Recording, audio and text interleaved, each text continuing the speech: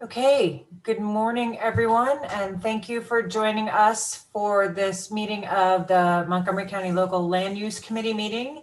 Today, we're having a presentation on the census. I am Delegate Sarah Love on this.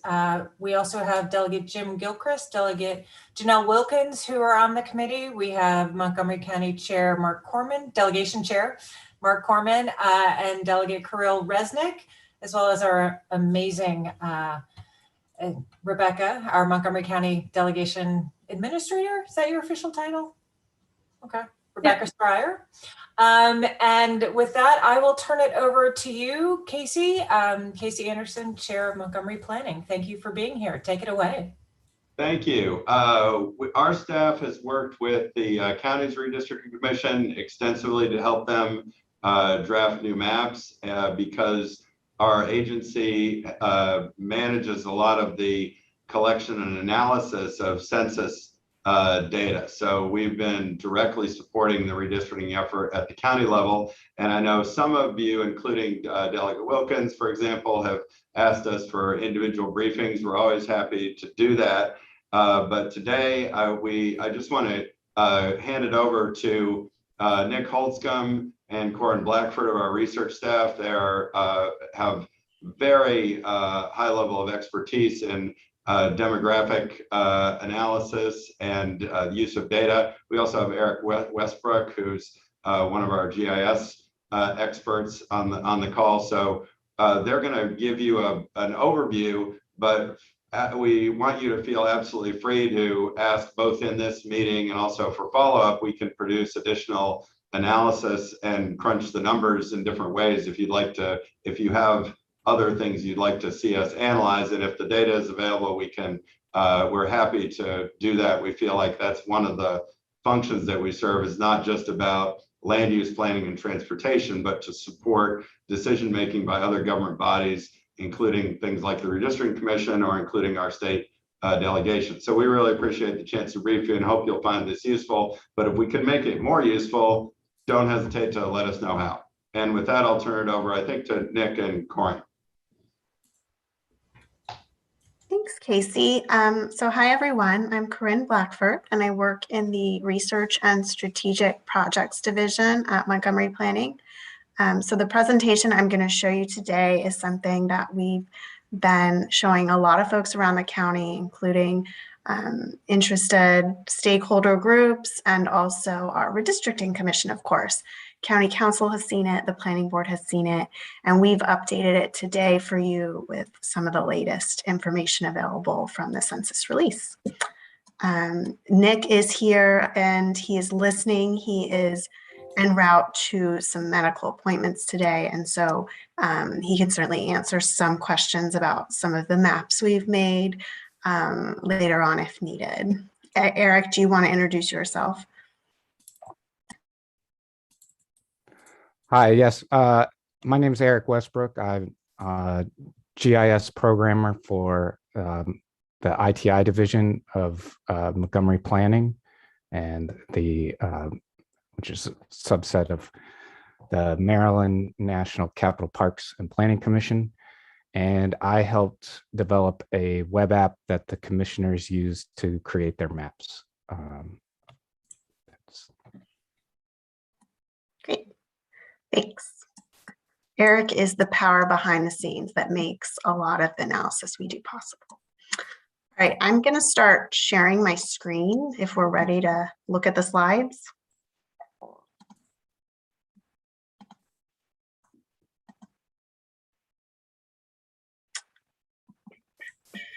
And let's go to presentation mode. Okay, there we go. So this is our county demographic trends report looking at growth across time and place in the county. So the agenda here is that first we look at population over time. We look at growth mainly in the past decade and the components of growth, where it came from. Then we look at the social characteristics of the population that we currently have and how that has changed over time. Then we show you a bunch of maps, and we really look at place, population by place, the density by various places in the county, and then the social characteristics and how they vary by area of the county. So if we just look at the census between 2010 and 2020, we've grown a lot. It represents a very small rate of growth, 10 years, 9% over 10 years, but it still translates into 90,000 people. So it's a lot of new residents. The census has some alternative, I should say alternative, but some other products besides the census itself that helps us understand the components of growth. There's really two main pieces. So this pie on the right that shows you the main pieces. There's net natural increase, which is what it sounds like. It's births minus deaths. It's how much we grew just from the existing population. And then there's net migration, which is based on movers and those who have migrated into the county. So it's that positive, that net from those who left and those who came. So we can look all the way back to the 1950 census here, and you can get a sense of what our growth trends are now versus what they were. We're sort of tapering off. That line starts to taper off after the 80s and 90s, after a strong upward trajectory. And we're forecasted to go to about 1.2 million by 2045. And that sort of maintains a low level of growth that has to do really with our aging population. All right, so that pie chart I showed you on the first slide, this chart tries to dive into those components of population change. So what you see here are bars for each year since the last census in 2010. And the yellow is the migration. So that would be people who came minus people who left.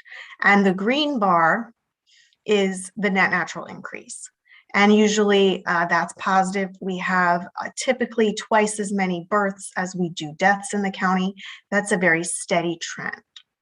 So what you see in this graph is that the yellow bars are positive until about 2014, 2015, and then they start to go negative. And that's typical for our county and our region. That tends to happen when the economy changes nationally. So during the Great Recession, the economy was really struggling in other places. Our region was buoyed by the presence of the federal government.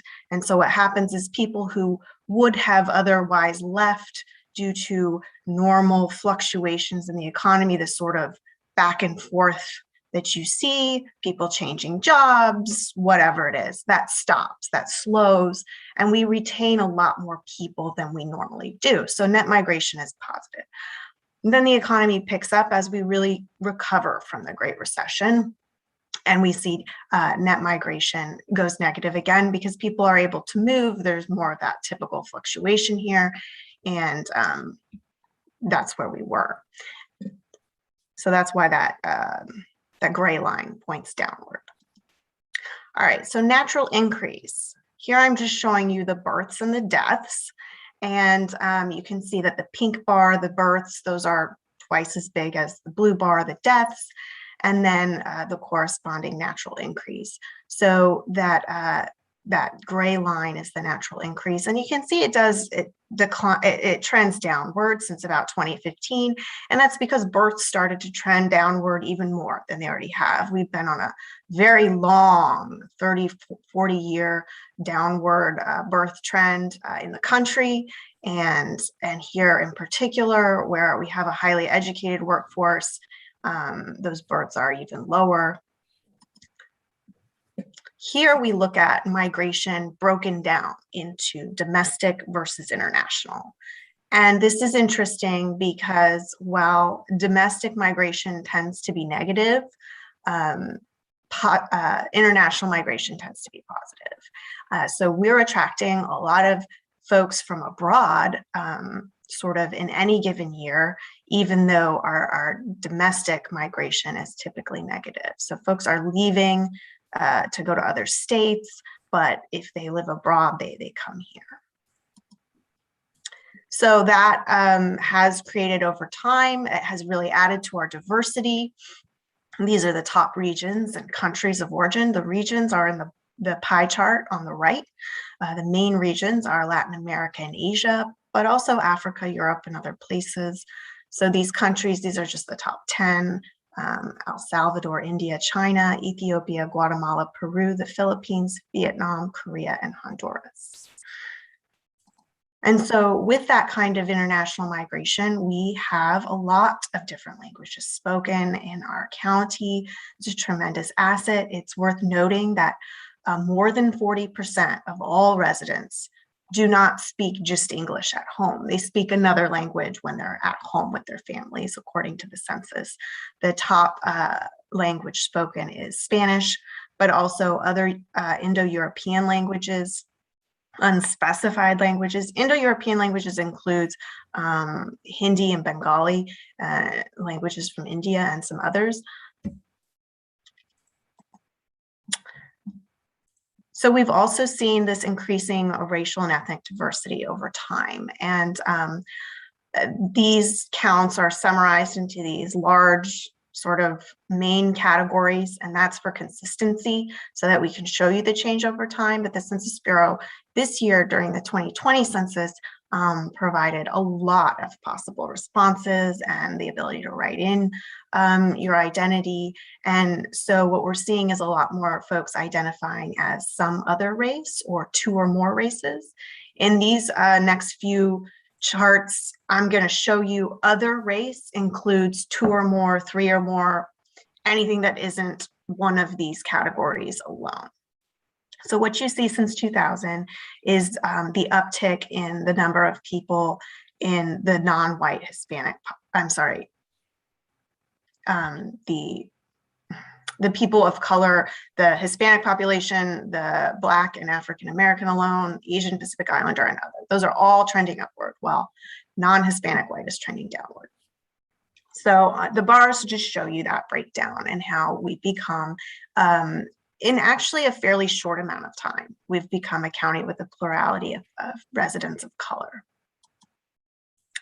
And this attempts to explain that it's really a function of age. Why that's increasing so rapidly is because our youthful population is very, very diverse. And so as our non-white Hispanic population ages, we see this increase in diversity. So if you look at the Hispanic bar here, you can see that the very young, the children and folks 18 to 29, that those proportions are much bigger for the Hispanic population than they are for the non-white Hispanic population and for the county as a whole. So the non-white Hispanic population and the Asian population are very old, and the other populations are younger. All right, so let's look at some maps. Here I'm just showing you in 2010, sort of where folks were, where they were concentrated. And the orange line, that's just I-270, our main corridor, and then the Beltway. And then I've overlaid these districts on top. But you can see that folks are really concentrated along that north-south corridor. And then where we have metro centers, where we have urban centers, Bethesda, Silver Spring, Friendship Heights, Wheaton, and then to the east of the county. Here I have added the 2010 population. So you can see the orange dots, those are people in 2010. One dot is 50 people. And basically the orange dots all went where the purple dots were. So where there were population centers is where we also gained. That's where our people continue to be. And there is an exception in the Up County where we saw a lot of greenfield development. We saw a lot of housing development there in the past 20 years, really, but it's wrapped up now. And we've seen a lot of residents move up there. So there's orange up there.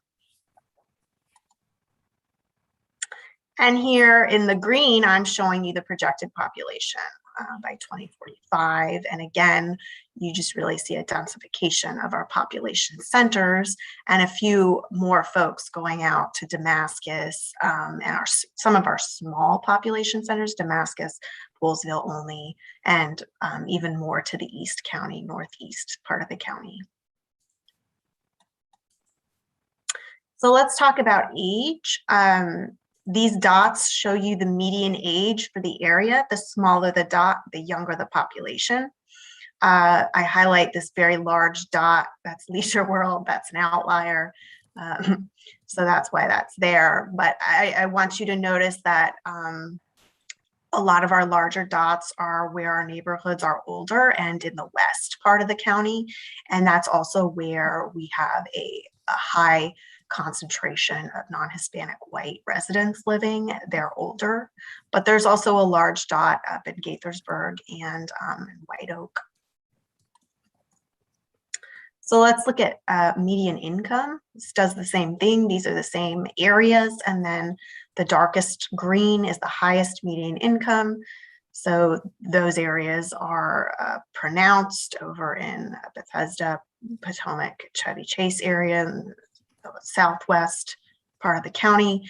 And then the lowest household median income as low as $41,000 a year. That's a household income. That could be multiple earners. That's on the corridor, the spine, Wheaton, Gaithersburg, and the east part of the county, our border with Prince George's, as well as up towards the tip north of Damascus. I want you to note that there's a couple of these white areas that are sort of popping out of the dark green. Those are really commercial centers. So it's not that there's a concentration of very low income folks living there. It's really that there's a mall or some commercial center, and then there happens to be a couple of apartment buildings with low income households. Okay, let's look at the racial and ethnic groups over time. So this is way back in 1990. The dark blue is being called white predominant. That's where the residents are at least 70% of the residents in that area are white alone. And then the light blue is a majority of white residents. So that's 50 to 70%. And then the yellow is no predominant group. That means no one group has more than 50% share of residents. And Black majority is 50 to 70% Black or African American. So in this map, what you see is dark blue everywhere and a little bit of light blue around Gaithersburg and where the ICC is. And then we have this diverse area in Silver Spring to the east of the county, almost reaching to White Oak. And we have one small Black majority area that's also, excuse me, I'm getting over a cold, so I may have to pause, excuse me. So that's just down above the Tacoma Park label. That's our only Black majority area in 1990. Okay, so this map shows you 2000. And so you can see there's a lot more yellow. There's a lot more yellow all the way up our border with Prince George's, surrounding Wheaton, and further into Gaithersburg, Rockville, Germantown. And then you also see more yellow further to sort of West Silver Spring there. And the Black majority area sort of changes. It goes up north of White Oak. I don't think it's quite to Burtonsville, but it might be in that area. All right, now we get to 2010. And again, you see even more of this yellow all the way into Germantown and starting up into Up County. And you also see the emergence of Hispanic majority tracts. Those are in orange. So there's a couple in this sort of Aspen Hill area. There's one in Gaithersburg, and then Tacoma Langley really emerges as a Hispanic majority area. Then the Black majority areas have expanded in White Oak and then north of that. This is where we're at today. So you'll see even more of the yellow, no one predominant group. And then you'll see more Hispanic majority areas surrounding Wheaton and all of Aspen Hill, and several in Gaithersburg, and then Tacoma Langley remains Hispanic majority. You also see the emergence of an Asian majority area. It's basically northwest of Rockville, sort of the North Potomac, if you will. And then you see that the Black majority area has changed. It's no longer all over the White Oak area. It's really north 29, north of the ICC, except for this one tract off of Route 29, which is Black predominant. And you also see in this map that where the dark blue was in the Bethesda area is starting to become a light blue.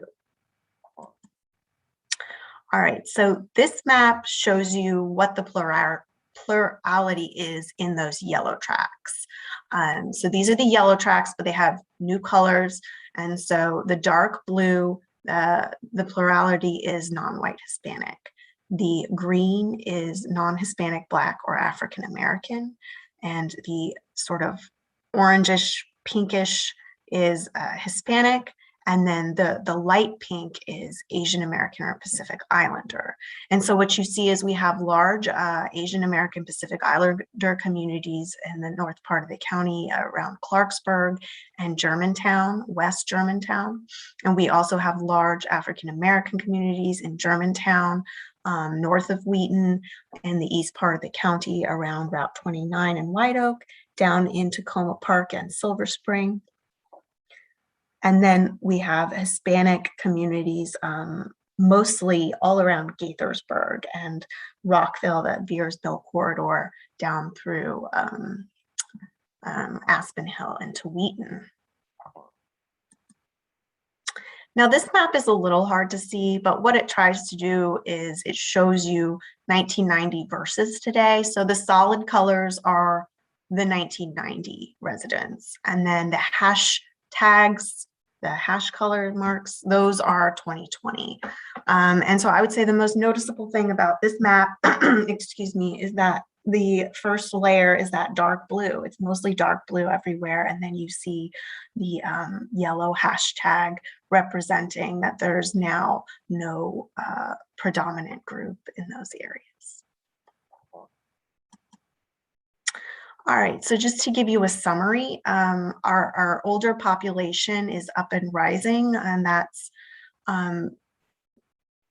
it includes a lot more non-white Hispanic residents than the rest of the population. But at the same time, our under 5 population is falling and birth rates are falling. And our younger population is a lot more diverse, as I said, than the older population. When we looked at those maps, what we saw was, you know, despite that there was increasing diversity, there's some geographic segregation along racial lines. You saw where there was concentrations of certain groups, and then that income and race are correlated and they share that same geographic pattern. So the income, the median income map that I showed you with the light green, that's correlated with the maps I showed you where there was concentrations of non-white residents. So overall, our population is concentrated along north-south corridors.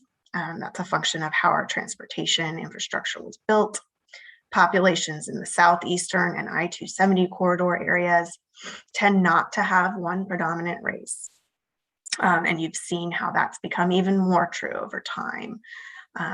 But the southwestern and to some extent northwestern populations remain predominantly white, and those are less dense. There's less people there. More areas are becoming more racially diverse and have person of color majorities. And indeed, we are a county of residents with our residents are a person of color majority. All right, I'm gonna exit out of this and glad to answer any questions you have or revisit some of these slides. Thank you so much. That presentation was fantastic. I found it very well done and easy to follow and really, really interesting. So thank you.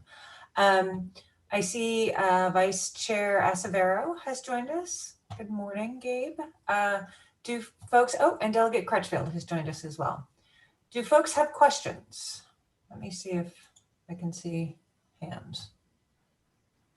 Really? Oh, Delegate Lopez. Hi, I didn't see you as well. No questions? You can also send questions later if they come up later. Okay. I don't see any questions from our members. I think you were that clear and that clear. Okay. Maybe you want to put your email in the chat so people. Sure. Yeah, no problem. Let me do that. Thank you, Delegate Madam Chair. Foreman. Thank you. So since we have Chair Anderson with us, although obviously his staff's welcome to answer as well, I guess I would ask him to put his big think cap on and tell us what he thinks this means for the direction of the county. I mean, what he sees coming down the pike. I've enjoyed many of your PowerPoints on that topic in the past, so I'm sort of curious directionally, what the data means to you in your office. Well, in some ways, I feel like this is a story that makes me feel good about not only the future of the county, but the present, that we are less, I mean, Corin didn't show comparative data to what's gone in other jurisdictions, but I think what you see with the continued racial and ethnic and socioeconomic diversification of our county across the board, including the areas in the southwest part of the county that used to be pretty much, predominantly white, relatively affluent, also have diversified. And I think there are a lot of reasons for that. One of the major ones is the moderately priced dwelling unit program. And I know there's a lot of academic research in the field of schools that looks at the relationship between the MPDU program and school performance and how that has really contributed to higher performance across the board for Black students, for Hispanic students, for white students of all income levels, benefiting from the socioeconomic diversification of neighborhoods that results from more affordable housing being made available. And Montgomery County, I can't emphasize to you enough how unique really in all the world Montgomery County is, because we were the pioneers for the moderately priced dwelling unit program. And I often hear some people say, oh, well, 12.5% moderately priced dwelling units, that's not enough. It's true that's not enough to solve our affordable housing problems, but it's so much better than really any other jurisdiction in the country has been able to do at inclusionary zoning, making mandatory the inclusion of people at different income levels in every neighborhood. So every housing development includes at least 10 units, used to be 20, now it's 10, includes at least 12.5% MPDUs. That has had a profound impact on the ability of a whole variety of people, different, not just races and ethnicities and incomes, but different kinds of lifestyle preferences to live in any part of the county, and they do. And that's one of the things I think that map shows. Of course, there are challenges that have come with demographic change. I think that, first generation immigrants, some of them are highly educated, some not so much, but we clearly have pockets of areas where people are very challenged, who don't speak English as a first language, have relatively low educational attainment. I'm optimistic about the future because I think that will be the source of a lot of dynamism in our economy in the future. But there's no question that in the short term that presents a lot of challenges with things like affordable housing and transportation and other issues that we have to confront. But I think it's probably a 3-hour conversation to dive into all the ways in which this is affecting us. But my takeaway from this is this makes me feel good about the present and future of the county. And I think in many ways, while we don't want to be triumphalist about it, I think that in many ways we are a model for the rest of the country. It's successfully integrating neighborhoods and schools on racial, economic lines. Just a follow-up, Madam Chair. So I guess one thing that jumped out at me a little bit was the out-migration versus the births. I'm not sure if out-migration included death. I apologize, I didn't pick up on that. And then how we're an international destination, but not really a domestic destination. I was wondering if you had any sort of thoughts on those kind of stats. Well, I think Corin touched on this a little bit. Maybe she wants to amplify. But one of the things I took away, maybe because I've heard some of her other presentations in a little bit more detail on this, and I think it bears putting a finer point on. The idea that when there is a recession or when things are going south economically in the rest of the country, the Washington, D.C. area tends to be attractive because we continue to have a solid foundation of public employment, right? Our base is very strong. Now, you'll hear a lot of people criticize us for not diversifying our base to include a stronger generation of private sector employment. But when things are looking tough in other parts of the country or even collapsing, whether it's like the tech bubble burst or the mortgage-backed security meltdown or fracking goes out of style in North Dakota, whatever is going on in the rest of the country that's causing problems, we become sort of like a place where people can find relative stability and continue to find economic opportunity.